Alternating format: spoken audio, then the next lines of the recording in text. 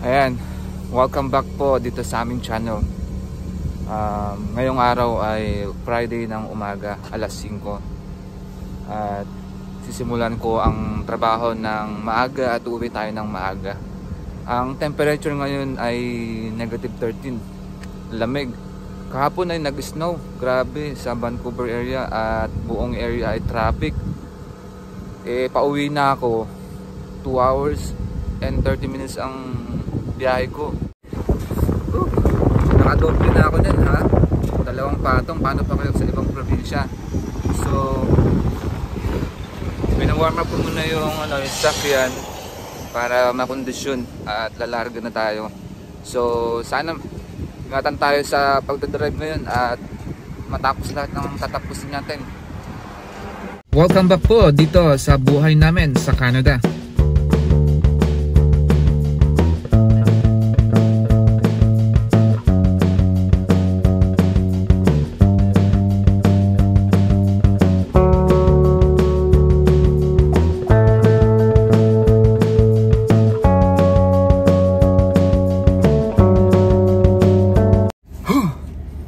Grabe, ilang minutes pa lang tayo sa labas. Ang ginaw.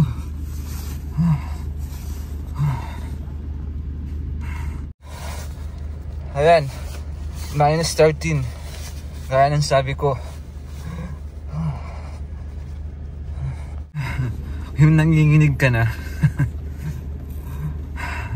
Di ko imagine paano nakakasurvive yung iba sa ibang probinsya.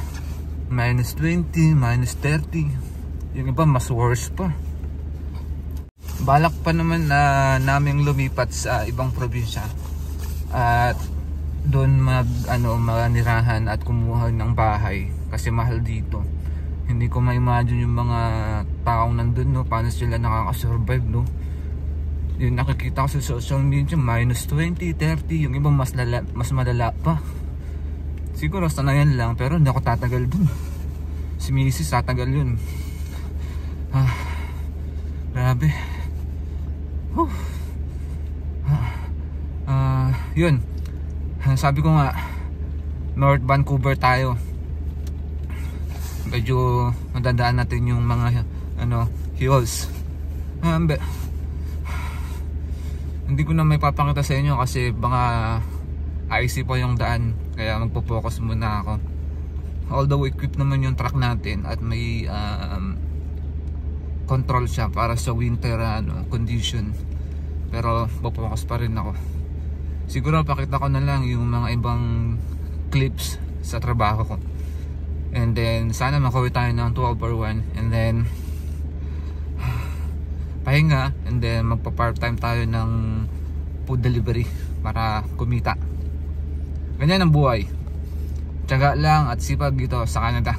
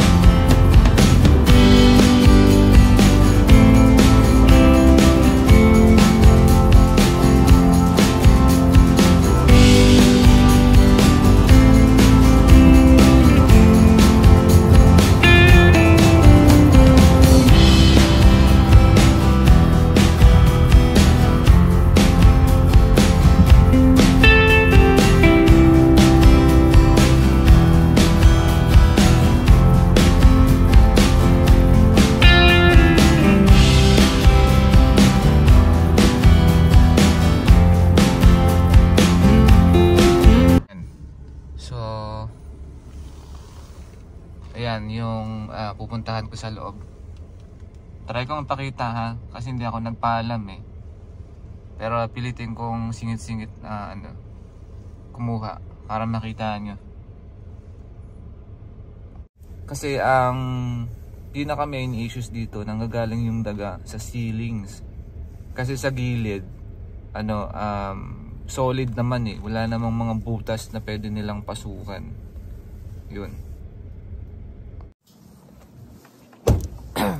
So bali tong location na to, yung likod nyo yan, ano na, ilog na. Kita mo yung mga malalaking ano, barge and then mga yate. Pinaka problema kasi nito kapag yung restaurant ano nasa mall gaya nito, tapos eto ang daming traps dito. Traps namin yan sa ibang ano, pest control company. Ito possible na pwede nilang pasukan. Pinaka ano meter station ng tubig, or yeah, tubig siguro yan. Tapos eto katabi niya Earls. So kung maraming daga dyan, ibig sabihin infested na yung buong mall. Kasi yung nakaraang visit ko dito, may katabi siyang ano, restaurant din na ang may hawak ibang company. Tapos itong pinapalo visit ko, kailan lang silang lumipat sa company namin kasi yung dating mahawak sa kanila hindi ma-solve yung issues. So normally ang nangyayari, yung mga bagong customer namin, kinakancel yung contract nila sa ibang pest control kasi hindi nila ma-solve. Yun. Kasi halos pare-pares lang din naman kami ng ginagamit na produkto eh, saka equipment eh.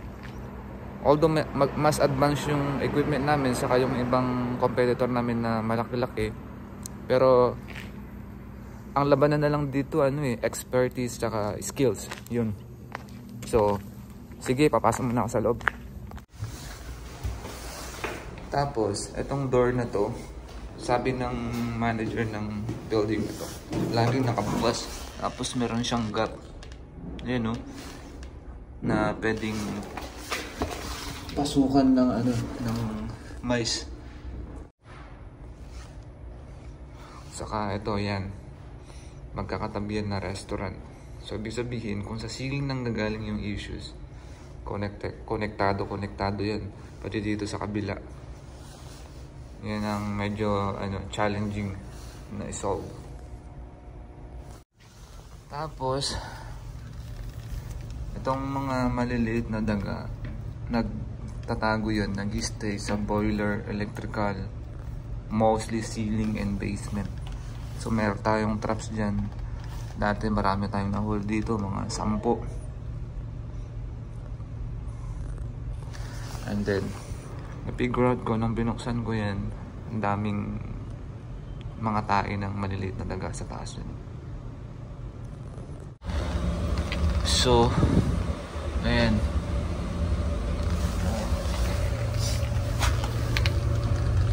yan yung mga pwede nilang pasukan, yung mga singit-singit, yung gap, yung holes. Pero sabi ko nga, sa ceiling siya galing. So kung ano,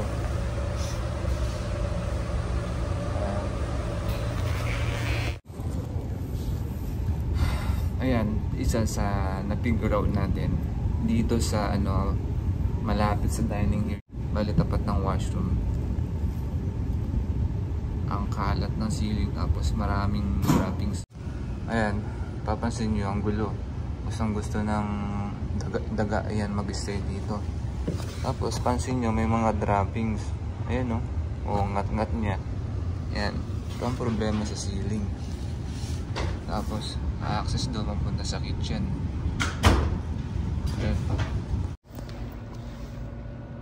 Ayan, ito yung washroom. Ayan yung pinakita ko. Tapos din yung dining. And then chinek ko yung washroom sa loob. Ito, meron siyang secret na passage papunta sa ceiling. Tingnan natin kung ano yung laman.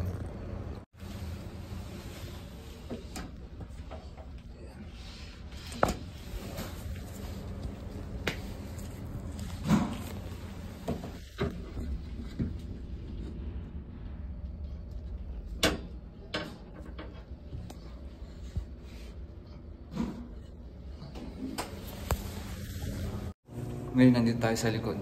Try nating buksan ito. Kung nakikita nyo, kung possible na may sources. Ayan, nabuksan na natin. Tingnan natin kung ano yung laman niya. Ayan o. Tingnan natin kung may activity. So, ito yun. Tingnan natin kung meron. Wala namang ganong mga droppings or tae. Pero tingnan nyo, ang daming mga butas-butas na pwede nilang madaanan. Ayun o, gumapang, makyat. Yung daga matalino yan eh. Ayun o, yung mga butas-butas na yan o, passage yan yun. Oh. Ay. Negative. Baka sa ibang ceiling. So, dito tayo sa ceiling ng kitchen. Ito yung nalagay kong traps ng makaraang linggo. Ayan, positive. May daga. So, ang mangyari, itong gap na yan, kailangan natin saraduhan. Tapos may gap din doon. Maraming gap na dapat natin ayusin. Yun yung ipinunta natin dito. Para may chances na malesen yung condition ng dito, issue ng daga. Ayan, tapos na tayo sa loob. Tagal tayo, mga 1 oras. Bali, ang nangyari, compare ko nung last visit ko dito, 2 digit yung number ng mice. Ngayon 1 digit na lang, nasa 6 numbers. And which is may progress yung ginagawa natin. Yung 2 weeks na massive trapping tayo sa ceiling, which is may activity sa ceiling sa kitchen. And yun, this week nag-start ako ng mga exclusion work, yung pag-cover up at pagsisil ng mga holes sa gap. Yan, kung ganito ang trabaho nyo, pest control technician, baka naman meron kayong may sasuggest sa condition na to, kasi nakaano siya eh, yung restaurant nasa mall. So, which is maraming access na pwede nilang daanan. Ang gagawin natin, susundin natin yung susundin natin yung system ng company. Gagamit tayo ng mga maraming traps, mga device, equipments, and products para ma-reduce yung number nila. So yun, pupunta na ako sa kabilang route ko, follow-up service din. Ganun din ang issue sa mall. Kaya sige, paalam muna. Hello. Hi, good morning. Hello, yeah. Hi, this is Ecolab. Can I talk to Xavier? Yeah, David. Oy, kamusta? Hindi ko nakilala yung boss mo, iba na eh. Parang may sakit ha. Nagtututbos ako eh. Ay, ganun ba? Nakastore mo ba ako? Okay na. Kasi naka-receive ako ng notification. Sa akin binato yung tindahan nyo. So, kailan ko ba pwedeng mag-install? Pwede ba next week, kahit anong araw? Yeah, pagka wala na masyadong snow, para hindi ka ma-hassle. At hindi naman 24 hours yun, di ba? Anong oras kayo merong tao dun sa store? Nandun ako mga 9. Hanatid ko lang yung anak ko. Pero kung kailangan mo pwede mong pumunta mas maaga, pwede din. Anong oras? Kahit mga 8 yun. 8 yan. Ano Tapos oras ka ba usually? hindi, ang route ko laging maaga eh. Okay lang naman, pwede ko namang i-adjust. So ang open nyo 11, di ba? May hour gap kayo ng 2 hours. Yeah, usually pagka weekdays nandun ako mga 9 ganun. Pero usually kung may kailangan namang gawin sa umaga na maaga, pumunta ako doon. 9 o'clock okay lang naman yun, hindi naman magtatagal. Kasi 11 open naman kayo, di ba? Yeah. O sige, 9 na lang. Kahit anong araw, di ba? Sige, punta ako doon. Okay, basta wag lang Thursday, medyo mahirap sa Thursday. Kasi Thursday? Nagpapalit kami ng maintenance namin ng Thursday. Okay, sure, mga Tuesday nga ron. Tuesday. Or Tuesday. Tuesday, okay lang. Sige. May delivery lang kami ng Tuesday, baka pumarang na. Okay lang. Hindi naman ako makikistorbo eh. Sige. Yeah. Salamat. Sige. Yeah, thank you. Okay. So next week? Yeah. Okay, sige. Okay. Thank you. Okay. Sige. Bye-bye. So yun, mayroon akong tinawagan na isang bagong customer, Dairy Queen. Dati ang may hawak sa kanila yung small company ng pest control, lumipat sa Ecolab. Kaso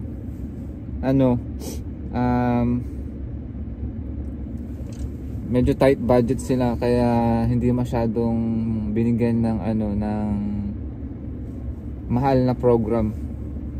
So next week pupunta ako doon, mag-install ako ng mga equipment. Kaya yun, ganun lang ang trabaho namin dito. Pwede kang mag-phone anytime, nasa sayo yun. I-manage mo yung oras mo. Siguro ang next na pupuntahan ko ay siguro mag-service tayo ng isa or dalawa, and then pupunta ako ng warehouse, kukuha ko ng stocks and naayusin ko yung sprayer ko. May hindi gumagana kasi nung last treatment ko sa sa white spot, ginamit ko yung sprayer, hindi siya naglalabas ng ng chemicals. Anong nangyari, lumabas dun sa gitna, kaya tumalsik siya sa malapit sa mukha ko. Buti na lang nakasuot tayo ng safety equipment, kaya safe yung mukha natin. Yun lang, ingat-ingat lang. Kaya yun, pupunta muna ako sa isang account, and tara. Nandito na tayo sa loob ng vehicle, no? Tinapos ko yung yung huling sinervisan ko. Isang Mexican restaurant. Malinis. May system yung cleaning nila, kaya walang issue sa sa pest. -30 nga, 'di ba, sa labas, no? Tignan niyo yung daan, no? May natitira pang mga snow pero tumigas na 'yan. Kaya pagka natalsikan ng tubig yan or nalusaw, madulas. Tapos ayun, yung mountain, snowy pa yan, no? Snow. Medyo may natitira pa. Pero malamig. Bale, didiretso ako ng warehouse. Magre-restock ako para sa next week. And kukuha ng equipment, or ayusin ko yung hindi gumagana na hawak kong equipment. Ayan, no, galing na tayo sa warehouse kanina. Hindi ko na naipakita kasi nagmamadali tayo. Kinuha ko yung equipment kasi meron kaming treatment mamayang gabi ng kasama ko. So bali, ito yung kinuha ko na equipment kasi wala siyang ganito para tag-isa kami at mabilis yung treatment. Ito yung gagamitin ko. Tapos meron din siya nito, tag-isa. Meron na siya sa loob ng vehicle niya. And yan yung laman ng vehicle ko. Makalat, di ko pa na-organize eh. Maraming kasing ginagawa sa trabaho. So yan, sarado ko muna. Doon tayo sa loob ng vehicle. Mag-ututang dila muna tayo sa trabaho ko. Ayan, ganyan ang trabaho ko sa bagong industriya na in-applyan ko. Mula manager to service specialist or pest control technician. Kasi sa company namin, service specialist ka tapos pest control technician. Yun, malaki ang ang pinagkaiba.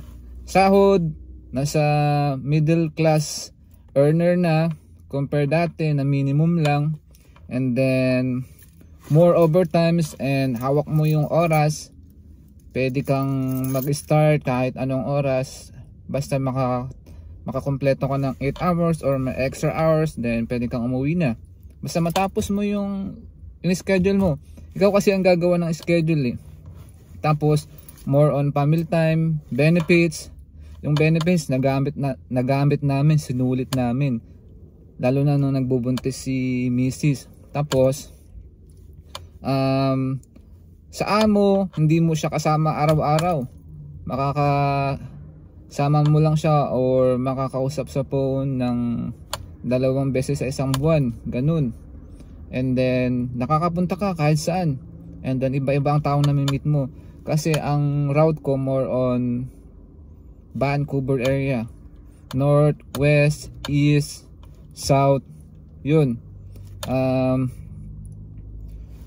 Kung tatanungin kung masaya ba ako or nag-enjoy ba ako, masaya na nag-enjoy. Ngayon, dito muna tayo sa industriya na to kasi unang-una, maganda ang sahod. Yun. Maraming din mga Pilipino na ganito ang trabaho sa iba-ibang pest control company. Kasi itong in-applyan ko, saka pinili din ni Mrs. kasi ano siya kahit saang bansa meron Ecolab 'di ba? Kaya ayun, mga katrabaho ko mga puti, ganun. 3 lang kaming Asian. And then nag-hire sila ng 3 tao ngayon sa Burnaby area, Vancouver area, and Nanaimo. Yun.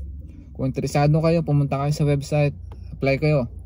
Hindi kayo magsisisi. Basta kung hindi kayo maarte sa peste, sulit tong trabaho na to. And hindi kayo mapili sa trabaho, ganun. Salamat sa mga subscriber natin dyan na nanonood. At kung hindi ka pa nakapag-subscribe, hindi naman kita pipilitin, wala namang mawawala. Basta ako, nag-upload lang ako ng mga nangyayari dito sa buhay namin sa Canada. Ginagawa ko kasi ito para may pwede akong balikan, panoorin na kapag tumanda ako, ito yung mga nagawa ko, narating. Yun. Kasi nanggaling tayo sa walang wala sa Pilipinas nagsikap lang tayo. Kaya yun, lagi yung tatandaan, mahirap, magaan man yung trabaho niyan o anumang klaseng problema na dinadanas natin ngayon, tuloy lang ang buhay. Kaya paalam.